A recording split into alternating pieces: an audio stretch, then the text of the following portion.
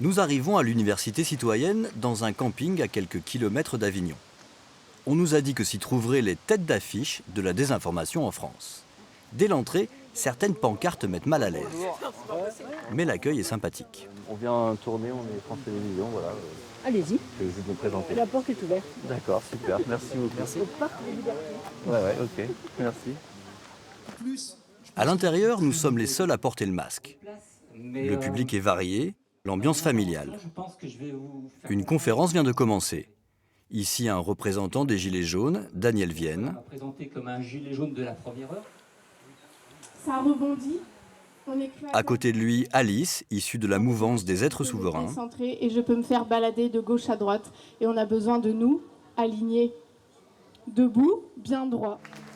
Sur les réseaux sociaux, elle anime des groupes qui refusent les lois de la République. La mère de la petite Mia, enlevée en avril dernier, faisait partie de ce groupuscule. Dans l'assistance, on retrouve d'ailleurs des personnes qui sont persuadées qu'il existe des réseaux pédophiles au sein même des services d'aide à l'enfance. Ces tarés, ces débiles mentaux qui sont pour de l'argent, qui nous exploitent, qui nous asservissent et qui font de nous des débiles inutiles. Eh bien, ces mamans, ces papas, effectivement, eux aussi, les orphelins, ils vont se retrouver avec leurs enfants, donc séparés d'eux, et on va les picouser, et ils vont continuer à faire ce qu'ils veulent d'eux, et les parents vont pleurer, vont être désespérés, et on leur a arraché leurs enfants. C'est inadmissible, c'est innommable. Richard Boutry prend la parole. Cet ancien journaliste est aujourd'hui un adepte des théories du complot. Parce qu'ils vont toucher des dizaines de millions de personnes, en tout cas des millions de personnes, à travers leurs 2 reportages sur M6 et sur TF1. Et ils vont nous décrédibiliser à cause de vous. Ils vont nous décrédibiliser à cause de vous. Prions pour eux, prions pour ces gens, prions pour ce monsieur, prions pour ce monsieur également qui nous agresse ici physiquement. Je ne vous agresse pas physiquement. D'accord. En tout cas verbalement. Dans un premier temps, c'est verbalement. Ok. Louis Fouché, ici présent, refuse le débat. Dans cette foule entièrement acquise, un homme s'insurge contre ce flot d'intox. Important d'arrêter de désinformer. Il est vite écarté. Important d'arrêter de passer pour des guignols. Le quatrième intervenant, c'est Louis Fouché, le médecin fondateur du réseau Réinfo Covid. Un acteur central de la désinformation sur la pandémie, mais pas seulement. Donc voilà, moi je suis médecin réanimateur effectivement, mais là je parle d'émancipation démocratique, donc je vais être assez loin de mon sujet, mais du coup très en sécurité par rapport à l'ordre des médecins. Donc, Louis Fouché mêle discours scientifique, politique et envolée spirituelle. Les antennes 5G ne capturent rien. Ce sont les artistes et leurs antennes 6G.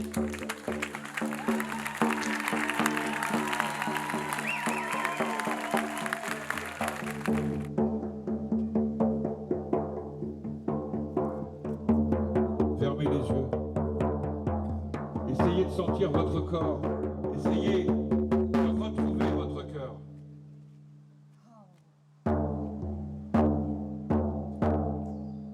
Merci beaucoup.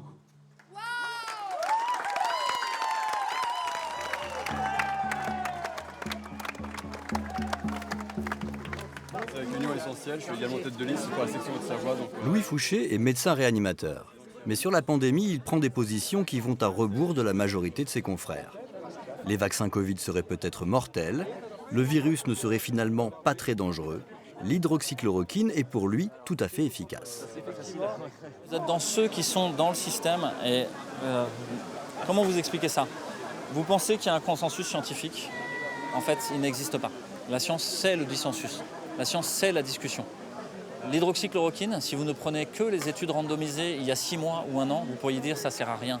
Si vous prenez l'ensemble des études publiées aujourd'hui avec les études de cohorte et les études prospectives, et bien là vous dites tiens, ça a l'air quand même très intéressant. Vous expliquez que l'immense majorité des virologues à qui je parle, et je le fais vraiment, l'immense majorité des virologues à qui je parle pensent que l'hydroxychloroquine ne fonctionne pas en fonction de types qui me citent. L'hydroxychloroquine, vous dites que ça ne sert à rien, mais ça n'engage que vous. Les virologues qui le disent. Les 90% des gens qui. Non, c'est parce qu'ils ne l'ont pas lu et qu'ils n'ont pas fait le travail. Je pense qu'il y a plusieurs choses. Il y a plusieurs éléments. Il y a que tous les autres non, fait travail, vous êtes les seuls à avoir vraiment. Je ne suis pas le seul. Je ne suis pas seul et je ne me revendique de rien. Je suis le diplomate et le porte-parole d'un collectif. Donc si vous n'aviez pas de Fouché, si vous n'aviez pas de Perron, si vous n'aviez pas de Raoult, si vous n'aviez pas d'Alexandra Henry-Oncode, si vous n'aviez pas tous les médecins qui sont dans notre collectif, mais vous n'auriez pas, ça n'avancerait pas. La réalité, c'est que vous pensez, excusez-moi, je vous interromps encore une fois, mais vous pensez que c'est la position dominante, parce qu'on fait taire la position secondaires. Je voulais vous contredire parce que je parle vraiment avec beaucoup de gens de votre métier et des virologues, donc des gens qui sont vraiment spécialisés là-dedans. Et j'ai quasiment jamais entendu ce discours-là, à part effectivement les gens que vous citez, qui sont toujours les mêmes finalement. C'est Perron, Alexandra Ruenicode, vous. Il y a très peu de gens qui tiennent. Je vous propose de prendre le recul de l'histoire. Posez-vous la question, quoi. En fait, pourquoi vos virologues ne sont pas au courant? Parce qu'ils ne vont pas chercher l'info et ils ne font pas le travail. Pour une grande partie d'entre eux, parce qu'ils sont orgueilleux pour une partie d'autres, et donc ils ne demandent pas d'aide, ils n'acceptent pas de contradiction. Je voudrais juste que vous mettiez dans mes baskets 2 minutes de journaliste. Ouais. Donc vous vous dites, bon, je dois donner des conseils aux gens quelque part, je dois leur dire quel est en ce moment l'état de la science sur un sujet et qu'est-ce qu'il faudrait faire, parce que les gens attendent des réponses, ils attendent de savoir qu'est-ce qu'on leur conseille. Alors, vous me mettez dans un piège. Laissez-moi finir ma question et après vous me direz si c'est un piège. Mais du coup, qu'est-ce que je fais? Est-ce que je vais leur dire votre version à vous qui est soutenue par une minorité de gens, ou ce que je leur dis par rapport à mon travail à moi, c'est d'avoir parlé avec, encore une fois, pas mal de virologues, pas mal d'épidémiologistes et de gens qui sont plutôt d'accord et qui ont des positions qui sont contre les vôtres, qui je dois écouter? Vous êtes quand même dans un entre-soi parisien, que vous ne regardez pas la réalité de tous les virologues, que vous avez ceux qui sont venus vous voir, et vous voyez que là, un réanimateur vous dit quelque chose de différent. Quels sont les allez voir à l'IHU, pour discuter. L'IHU, ouais, mais enfin, c'est le premier centre de publication, c'est ceux qui ont le plus contribué dans cette épidémie à la création du savoir et aux soins des gens. C'est-à-dire que, mais en dehors de Didier Raoult, parce que je suis d'accord, il est sur ces positions-là. Je ne vais pas vous citer, ça c'est votre travail de les chercher en fait, et puis qu'on se mette en face et qu'on discute une fois que vous les aurez trouvés. Moi je ne refuse aucune contradiction. Dans les faits, Louis Fouché refuse le plus souvent la contradiction, préférant intervenir sur des réseaux déjà acquis à ses arguments. Nous partons à la découverte des différents stands et le ton est vite donné. Des pandémies, des vraies pandémies, quoi. La grippe espagnole, ça a tué des millions de gens, ça a décimé la moitié de l'Europe. On oublie. Alors, ça rapporte plus, ça, quand même. L'humain est un sacré poisson rouge. Et encore, je pense que le poisson rouge a plus de mémoire que nous. Tu commences à te poser des questions qui sont dérangeantes. Pour les gens qui nous manipulent, bah, tu peux pas t'arrêter, tu peux pas faire demi-tour. Et c'est soit tu fais l'autruche, soit tu continues. Et sur la pandémie, du coup, c'est quoi la question qu'il faut se poser Est-ce que ce qui nous est imposé est vraiment bénéfique pour nous? Est-ce que ces vaccins sont bénéfiques pour nous? Est-ce que ces confinements sont bénéfiques pour nous? Pourquoi font-ils ça? Pourquoi? Je trouve que la question du pourquoi est magnifique. Ici, aucune confiance dans les autorités de santé, ni dans les sources officielles. Parce que moi, j'ai tout ce que je sais, je ne l'ai pas appris par ma famille, je ne l'ai pas appris par l'école, je ne l'ai pas appris par mes amis, je l'ai appris toute seule. J'ai eu la chance de tomber dans la lumière. Et la lumière, elle se trouve ici, sur ce stand de Réinfo Covid, le collectif monté par Louis Fouché. Réinfo Covid, ça veut dire que vous réinformez, donc j'imagine que c'est parce qu'il y a un besoin d'informations vérifiées, vraies. En fait, c'est comme avoir une position un peu méta. C'est-à-dire il y a des informations à droite, à gauche et tout ça, et on va essayer de comprendre. Se dire qu'est-ce que ça veut dire, d'où ça parle, est-ce qu'il n'y a pas une autre façon de voir? Et je vois qu'il y a des questions, mais il y a aussi pas mal de réponses quand même sur cette table, dans le sens où vous donnez de l'information, donc du coup, qu'est-ce qui est contradictoire dans l'information que vous donnez par rapport à l'information, on va dire, officielle? Alors, le premier temps, dire qu'il n'y a rien à faire, il faut rester chez soi et prendre du Doliprane. Non. D'abord, on sent, quand on est malade, on a des symptômes. Il ne faut pas commencer à réagir trop tôt, ça ne sert à rien, il faut attendre qu'il y ait des symptômes en fait. Ah oui, si on n'est pas malade, on n'est pas malade. Bon, mettons, tu as 2 personnes qui vont...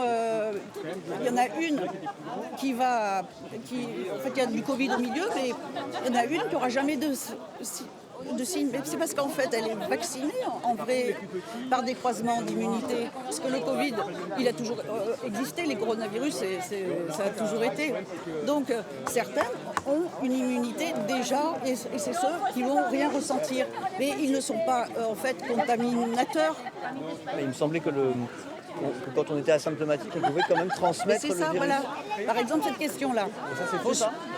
Et oui, si tu es asymptomatique, c'est que tu as eu les moyens de l'empêcher de coloniser tes cellules pour se multiplier. Tu as réagi tout de suite, ça a été bloqué, il n'y a plus de vie. Tu n'as pas développé le virus. Un virus qui ne pourrait pas se transmettre avant les premiers symptômes. Cette affirmation, comme beaucoup d'autres faites par le collectif, est contredite par les études scientifiques. c'est un Voilà. collectif de soignants. Vous êtes donc une soignante aussi? Vous êtes Oui. médecin ou... Je suis médecin, oui. Vous êtes médecin, d'accord.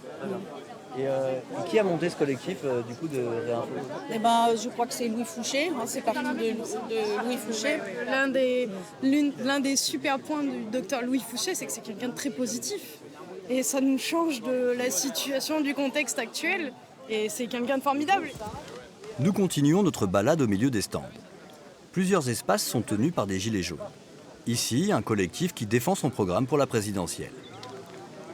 Pour nous, il faut qu'on tire les leçons de la crise du Covid, sans tomber dans des histoires complotistes ou de vaccinologie poussée. Bon. Vous voulez qu'il y ait un candidat gilet jaune? Nous, on veut qu'il y ait un candidat citoyen, un candidat gilet jaune, un candidat de ce programme commun. Je suis officiellement candidat à l'élection présidentielle. Mais vous êtes quel journaliste? Moi, je suis quel journaliste? Je suis France Télévisions. Après, Oui, mais la 2? non, France Info. Ah putain. D'autres stands de gilets jaunes sont installés plus loin dans l'allée. Vous voulez me montrer quelque chose? On est issu du mouvement des Gilets jaunes. Le journal, il s'était créé à la sortie des ronds-points. C'est-à-dire qu'on avait ras-le-bol de tourner en rond. On a dit il faut qu'on fasse quelque chose. Son discours va bien au-delà des revendications historiques des Gilets jaunes. La convergence, c'est qu'on ne veut plus de cette société-là. Parce que là, ce qu'on est en train de nous vendre actuellement, à travers le Grand Reset, c'est un changement de monde qui va conduire à l'esclavage. Hein, le Grand Reset, qu'est-ce que c'est que ça? Le Grand Reset, écoutez, vous n'êtes pas au courant du Grand Reset? Vous rigolez, non? Voilà. Alors, le bouquin, je l'ai acheté, hein. Je sais de quoi il s'agit. Hein. Donc c'est Klaus Schwab et Thierry Malray, donc c'est deux mondialistes notoirement connus, hein, mais qui ne sont pas là seuls, qui sont au niveau européen. C'est eux qui conduisent cette opération du Grand Reset. Le Grand Reset, c'est le changement total de société. C'est-à-dire qu'ils vont faire des propositions et le Covid-19, c'est une opportunité pour le faire. Une crise sanitaire nécessite la privation des libertés, parce que c'est une situation exceptionnelle. Donc c'est ce qui se passe. Leurs livres, en fait, eux disent que c'est pas une façon d'avoir une société antidémocratique, etc. Que eux, au contraire, ils trouvent que la société actuelle, elle est très inégalitaire. C'est ce qu'ils elle disent. massacre l'environnement. Je l'ai, le livre. Bah, c'est ce qu'ils disent dans leur livre, non? Oui, je l'ai lu, bien sûr. Bah, qu'est-ce que vous avez vu d'autre dans le livre? Eh ben, simplement, c'est que ça, tout ce qui est porté par ces gens-là, c'est ce qu'on appelle de la langue de bois, c'est-à-dire, par exemple, alors, je vais prendre un exemple. Ah, vous pensez qu'en fait, ils ne disent pas ce qu'ils pensent vraiment dans leur livre? Non. Non, parce que de nature, je veux dire, c'est pas des gens qui sont pour la liberté. En fait, j'essaie de comprendre, en fait, si eux disent le contraire, si leur livre ne dit pas ça, comment vous savez que eux le pensent, en fait? Bah parce que dans les actions qui sont menées, on ne va pas vers ça, parce qu'on porte également l'intelligence artificielle, la surveillance généralisée des caméras partout, tout ça, ça s'installe. Les Schwab, il n'en parle pas dans son livre, le tout ça? Si, il en parle. Il en parle de l'intelligence artificielle qui va rendre service à tout le monde. Des caméras de surveillance, il n'est pas en train de dire qu'il faut des caméras de surveillance dans le monde, quand même. Bah si, parce que c'est pour rendre service aux gens. Voyons, bien sûr que si. Ici, on retrouve le rejet des élites qui rassemble les Gilets jaunes. Mais il est noyé dans un discours clairement complotiste. Et la figure qui concentre les ressentiments, c'est le président. Excusez-moi, est-ce que je peux me permettre de vous demander ce que vous faites? Je vais envoyer un déchet à M. Macron. Vous allez envoyer un déchet à M. Macron? Oui, M. Macron, au Palais d'Élysée, dans le plastique, parce que c'est un gros déchet, lui, déjà. J'ai envie de lui envoyer du dentifrice, ou une brosse à dents. Un peu pourri, parce qu'il oublie de les changer. Nous arrivons sur le stand d'un éditeur. Comment soigner le Covid avec la médecine chinoise, Pasteur imposteur, des ouvrages sur la pandémie. Nous approchons la personne qui tient ce stand, mais qui souhaite rester anonyme. Pourquoi vous voulez pas qu'on vous voit, en fait? Vous ne voyez pas tout ce qu'on publie, je sais ce que c'est que les menaces de mort, etc. Donc il n'y a pas de photos de moi sur Internet. Ah, vous auriez peur qu'on vous... C'est pas j'ai peur, je sais ce que c'est. Mais pour quel livre on pourrait vous inquiéter? Parce que vous avez le droit de dire ça, c'est pas un problème. Oui, mais il n'y a pas de tout là. Globalement, c'est rare. Alors quels sont ces autres livres dont parle cet éditeur? On les retrouve facilement sur Internet. Des ouvrages qui reprennent les théories classiques du complotisme, notamment sur les attentats du 11 septembre. Pendant notre déambulation, on nous lance parfois quelques remarques un peu agressives. Vous avez l'air ignorant comme mec. Pourquoi vous me dites ça? Ça se voit. Pourquoi vous me dites ça se voit. Ne relevez pas, continuez. C'est mieux. Mais pas de violence, et nous pouvons travailler normalement. Ce n'est pas le cas de l'équipe de Quotidien. Non, je ne l'ai pas frappé. Il y a plein de témoins. Non, c'est inacceptable que vous avez mis une droite à Paul. C'est pas possible. C'est une agression physique. C'est faux. Je vous présente mes excuses. Là, vous m'avez frappé. Non. Stop. Non. On s'en va. C'est intolérable. Vous partez, mais je ne vous ai pas frappé. Qu'est-ce qui s'est passé? On s'en va. Ça va, Julien? Bonjour, monsieur Lalanne. Demandez-moi à moi ce qui s'est passé. Je vais vous demander à tous les deux, du coup. Alors d'accord. Il est où ton casque? Non, je Attends. Alors, personne ne me touche. Tout va bien. Qu'est-ce qui s'est passé? Ça va, Julien? Je ne donne pas d'interview pour le moment. J'ai besoin de sécuriser mon équipe et après on parle. D'accord? Regardez, il sécurise comme s'il était en danger. Dites-moi ce qui s'est passé, monsieur Lalanne. Ils sont venus m'agresser. C'est France Télé. Francis Lalanne a-t-il frappé le caméraman? La situation est confuse. Non, mais je vais vous dire ce qui s'est passé. Oui, parce que- De toute façon, il y a 50 personnes qui sont témoins. Alors dites-moi Voilà. ce qui s'est passé, comme ça on Donc aura ce les- monsieur qui est en train de se victimiser et de prétendre que je l'ai agressé physiquement, j'ai 50 personnes qui vont témoigner que c'est pas vrai. Je lui ai simplement demandé d'arrêter de me filmer parce que je n'avais pas envie de parler, de répondre à ses questions. J'ai simplement repoussé pour qu'il arrête de me filmer. Et je ne l'ai pas fait violemment. Un témoin affirme en tout cas que le chanteur a bien eu un geste violent. Je ne comprends pas la réaction, sa réaction en tout cas est de taper un journaliste ou...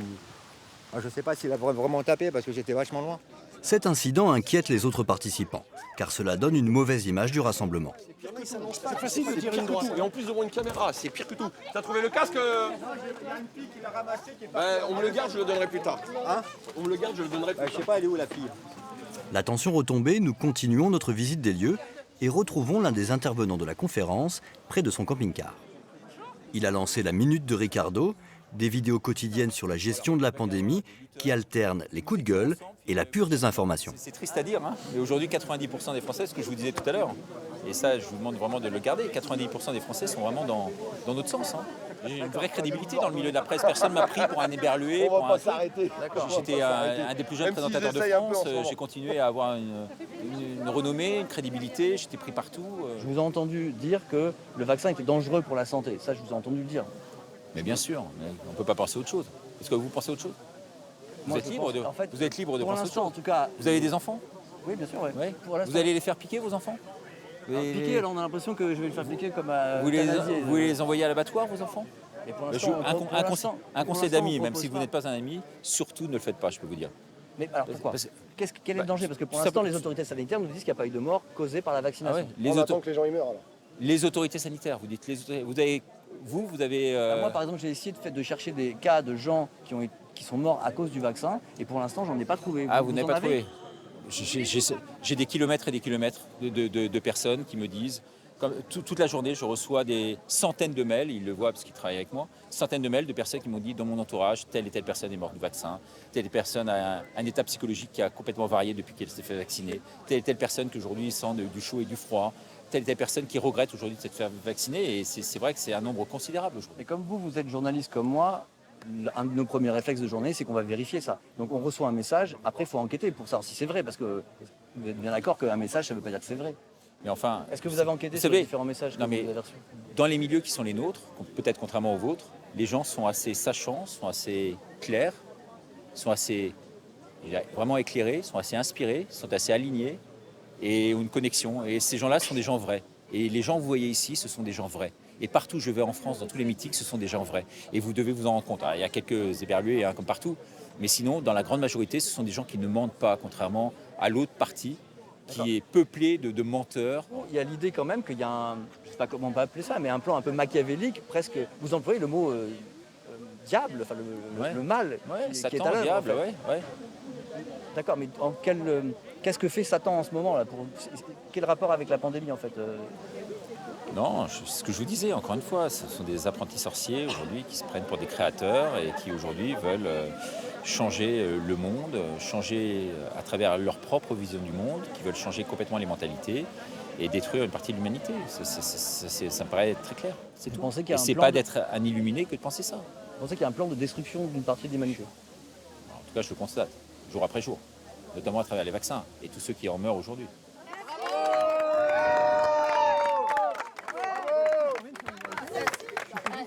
Hitler a déjà existé. Pourquoi vous doutez que ça puisse réexister aujourd'hui? Hitler, il a existé dans le passé. Il y a eu des Hitler, il y a eu des dictateurs, il y a eu des gens qui ont voulu tuer des milliers et des milliers de personnes. Pourquoi ça ne se repasserait pas aujourd'hui? C'est quoi cette question naïve? Mais parce que, honnêtement, vous comparez la situation actuelle à ce qui s'est passé sous l'Allemagne nazie. Mais complètement. Et votre question, c'est pourquoi on voudrait nous tuer? Mais ça ne s'est pas passé des tas de fois dans l'histoire. Vous avez appris votre histoire, monsieur. Comment vous pouvez comparer ce qu'on vit actuellement avec ce qui s'est passé sous l'Allemagne nazie? On perd nos libertés les unes après les autres et pour vous, c'est normal. On veut nous forcer à prendre des vaccins, on nous menace. On menace la population pour qu'elle prenne des vaccins et pour vous, c'est normal. On n'est pas en train de virer dans une dérive ultra dictatoriale. Mais on va y arriver. Mais on est en train d'y arriver. On est en train d'y arriver. Cet argument, une France qui sombrerait dans la dictature la plus abjecte, on le retrouve souvent dans la bouche de Francis Lalanne. Pour tous les gens qui souffrent de dictature, dire que nous on y est ou qu'on est en train d'y aller, c'est encore un fantasme. Parce que quand vous me sortez le modèle de la Corée du Nord, c'est un modèle de dictature. Mais il n'y a pas que ce modèle-là. Il y a d'autres dictatures. Il y a des dictatures qui sont pires que d'autres. La Corée du Nord est certainement une dictature pire que celle de la France en ce moment. Mais elle est en train de glisser vers une dérive de plus en plus totalitaire. Et si on n'arrête pas les choses là, ça risque de devenir pire un jour. Ce qui est extraordinaire. Pendant la conférence, le journaliste complotiste que je viens de rencontrer a encensé le chanteur. Alors est-ce que Francis Lalanne se reconnaît dans ce discours parfois délirant?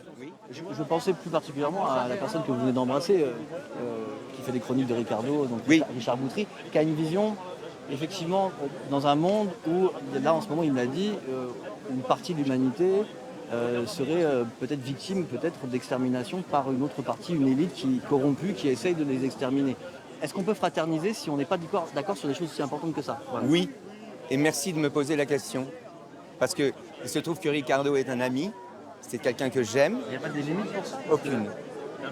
Pas pour moi. Vous ne pourriez pas avoir un ami qui est néo-nazi, un ami qui dit qu'il faut exterminer les juifs, un ami... C'est pas possible, on ne peut pas avoir des amis comme ça. J'irai le voir et je ferai tout pour qu'il arrête de dire des choses pareilles.